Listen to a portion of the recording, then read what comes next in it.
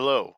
In this tutorial for Code.org's App Lab environment, you are going to learn how to take data from a text box and store it in a variable. We're going to do this in block mode. However, if you want to learn how to do it in text mode, check out the link in the video description or click on the video link in the upper right-hand corner of the screen. So we're going to start by going to design mode and we're going to add a text box. So text input, I'm going to make it a little wider so we have more room. And then I'm going to name it. So it's a text input box. So we're going to start off with txt, and then I'm going to call it name because we're going to take in a name from there. Now we need to tell the user what data goes in here. And there's two ways to do that. We could put a label up there that tells them. In this case, I'm going to use a placeholder. So what a placeholder is it's text that goes in there until we click on it and then it goes away. So the placeholder will say your name. Now we're going to make a second one. So I'm going to drag another text input box, line it up there, and I'm going to drag it over so it's the same size. And we'll call this one txt age because it's a text box that holds age. And again, we could use a label to let the user know what data goes in there, but I'm going to use a placeholder and I'm going to say your age. Finally, we need a button. So when we click the button, it'll run some code that'll take the data out of those two text boxes. So I'm going to grab a button.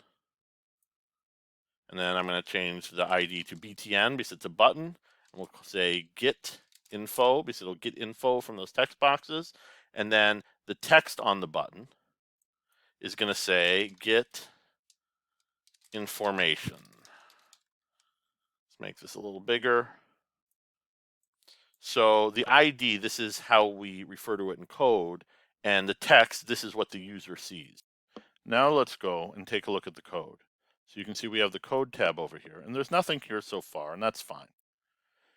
What we can do if we want is we can go to the toolbox and we can create an event listener with the onEvent command that'll wait for the button to be clicked and then it'll run what's called an anonymous function. And we could just do that with some dragging and dropping. However, I'm going to show you an easier way to do that.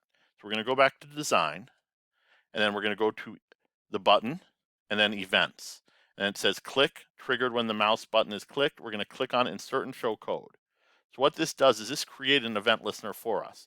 So when btn get info, which is the name of this button, is clicked, it's going to run this anonymous function here. And an anonymous function is a type of function. It doesn't have a name. That's why it's called an anonymous function. Now you can see it begins here at the opening curly bracket and ends here at the closing curly bracket. And it gives us something inside here that will just print off to the console, which is down here, btn info clicked. And we don't need that, so we're going to take it and we're just going to get rid of it.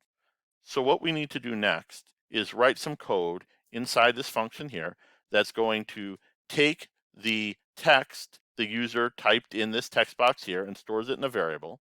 And then it's going to take whatever number the user typed in this text box and store it in a different variable. So we're going to start by creating a variable. So let's go to variables. And we're going to say var, we'll grab the var x equals. Now we're not going to call it x. That's not a great name for this variable because we want to communicate what information it holds. And it's going to hold name. So we're going to call it name. Now you can see it says equals. And this is what's called the assignment operator. A single equals sign is an assignment operator, which means it's going to take whatever's on the right side of this expression and put it into the variable on the left side. So what we need to do is we need to get the data out of here and put it in the name variable.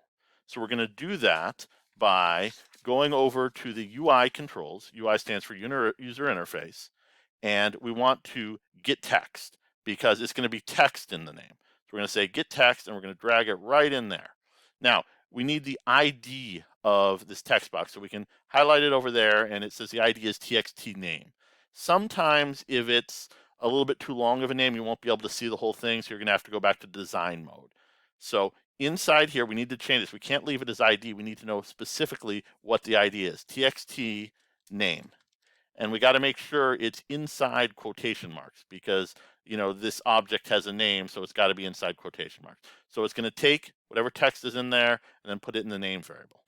Now, before we continue, let's take a look at this variable here. You can see this variable was declared inside of a function. And declared means we created. So we said var and the name of the variable.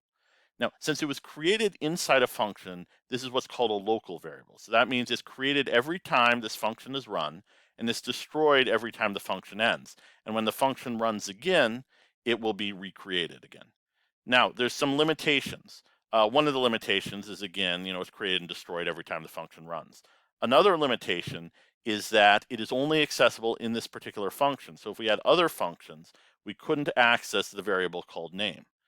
Now, if we needed to access a variable in multiple functions, we'd want to create what's called a global variable. And we would do that by declaring it outside of any functions. So we could go up to variables, and then we could say var, put it right up here at the top, and we could just call it some variable. Since it was declared outside of any functions, it's what's called a global variable. So it'll be created as soon as the program runs. It won't be destroyed until the program ends, and we could access it inside any functions in the program. However, in this program, we don't need a global variable, so we're just going to get rid of it. Now we're going to do something similar with age. So we're going to create another variable. We're going to say var x equals, put it underneath, and then we are going to say age.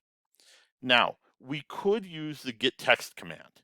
We actually can use getText to take a number.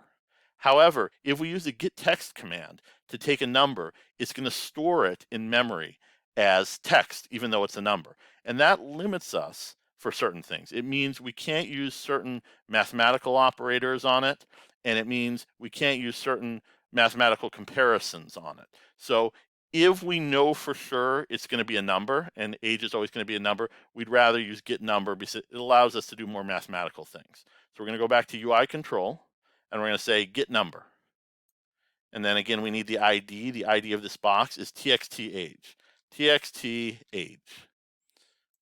Now you can see it's got a couple of little yellow triangle warnings. Let's move our cursor over there and see what it is. So it says name is defined, but it's not called in your program. And that's okay, because while we haven't used name yet, we're going to use it later. So once we use it, these warnings will go away. Now, we could do all sorts of things with this data here.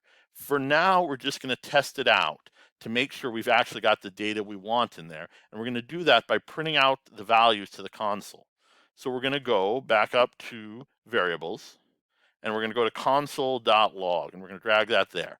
Now, you can see it's got quotation marks message. And that means right now it's going to literally print out the word message. And that's not what we want. So let's delete this. And let's also delete the quotation marks. So we're going to say name. Now, it's important to understand the difference between having quotation marks here and not having quotation marks. Since we don't have quotation marks here, what that means is it's going to print off the value inside the variable name. If we have quotation marks around it, it is literally going to print off the word name. It's not going to treat it as a variable. It's going to treat it as a string. But without the quotation marks, it prints off the value of the variable, and that's what we want. So this will print off the value of the variable name, and you can see the yellow triangle went away because we're using name now. So we're going to do the same thing again. We're going to grab our console.log, and then we're going to delete this, and we're going to say age. So it'll literally print off the data inside the variable age. So let's try this out and see if it works. We're going to say run. We're going to type in a name. We'll say random name John Smith, and a random age 23. So when we hit get information, it activates this event listener, which calls this anonymous function, which gets the data out of this text box and puts it in the name variable, gets the number out of this text box and puts it in the age variable, and then prints off the data inside the name variable and the age variable. So let's click it, and there we go. We see John Smith and the number 23. Now we can do all sorts of interesting things with these variables. This, we were just testing it to make sure the data we want was actually in there. And it's a good idea to do that, when you pull some data, print it out to the console to make sure the data you want is actually there. And then if you need to, you can get rid of these two lines and continue doing whatever else you were going to do with that data. Thanks for watching. Please hit the like button and then leave me a comment down below. To see the next video, click on the image on the left side of the screen. To see the entire playlist for the series, click on the image on the right side of the screen. And to keep up to date on all the latest content, hit the subscribe button in the middle.